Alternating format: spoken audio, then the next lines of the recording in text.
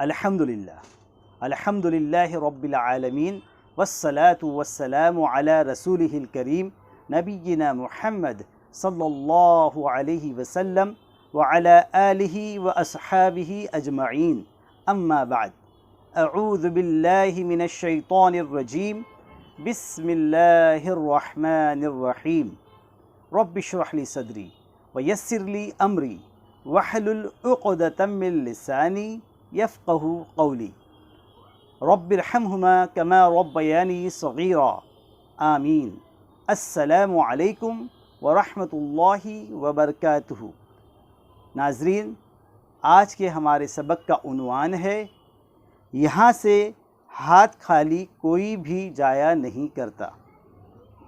جب آپ کو معلوم ہے کہ آسمان میں ایسا فرما رواں یعنی حاکم ہے جو عادل منصف اور بہترین فیصلہ کرنے والا ہے، جس نے ایک کتے کی وجہ سے ایک عورت کو جنت میں داخل کر دیا اور ایک بلی کے باعث ایک عورت کو دوزخ میں ڈال دیا، تو کیا آپ کو اللہ کے وعدے پر بھروسہ کرتے ہوئے پرسکون اور مطمئن اور خوش نہیں ہونا چاہیے؟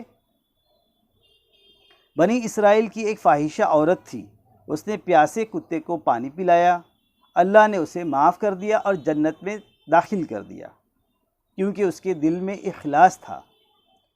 دوسری عورت کا قصہ یہ ہے کہ اس نے بلی کو ایک کمرے میں بند کر دیا تھا، نہ اسے کھلایا نہ پلایا، نہ آزاد چھوڑا کہ وہ خود کھا پی لے، حتیٰ کہ وہ مر گئی، تو اللہ نے اس عورت کو دوزخ میں داخل کر دیا۔ تو یہ بات کہ اللہ تھوڑے پر بھی بدلہ دیتا ہے، بندے کے تھوڑے سے عمل کا بھی معاوضہ ملتا ہے۔ بخاری نے مرفوعاً روایت کیا ہے، 40 عادتیں ایسی ہیں جن میں سر فہرست بکری ہبہ کرنا ہے، ان میں سے بھی کسی بھی خصلت پر آدمی کرے، ان میں سے کسی بھی خصلت پر آدمی عمل کرے اس امید میں کہ اسے ثواب ملے گا تو اللہ اسے جنت میں داخل کرے گا۔ جو شخص ذرہ برابر بھی نیکی کرے گا وہ اسے دیکھ لے گا، اور جو ذرہ برابر بھی برائی کرے گا وہ اسے بھی دیکھ لے گا۔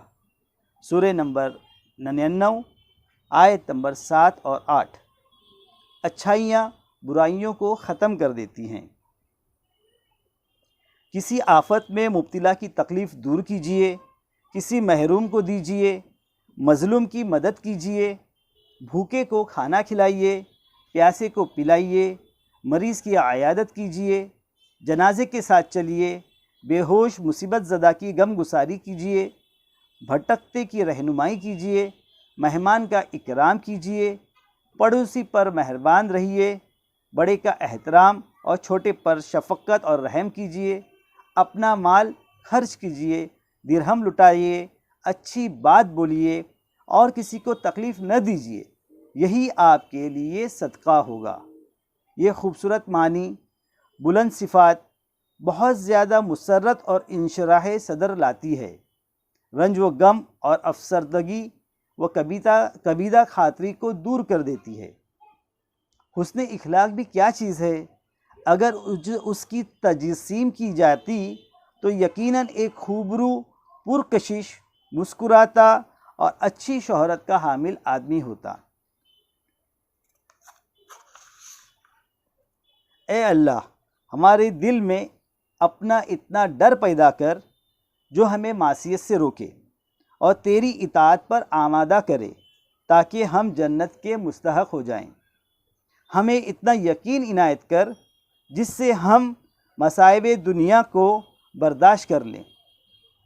اپنے کانوں، نگاہوں اور قوتوں میں نئی زندگی دے، اس زندگی کو ہمارا وارث بنا دے، ظالموں سے ہمارا انتقام لے، دشمنوں پر ہماری مدد کر، دین میں نہ آزما، دنیا کو ہمارا سب سے بڑا مقصد اور مبلغ علم نہ بنا، ہمارے گناہوں کے باعث ایسے لوگ ہم پر مسلط نہ کر جو ہم پر رحم نہ کرے، آمین۔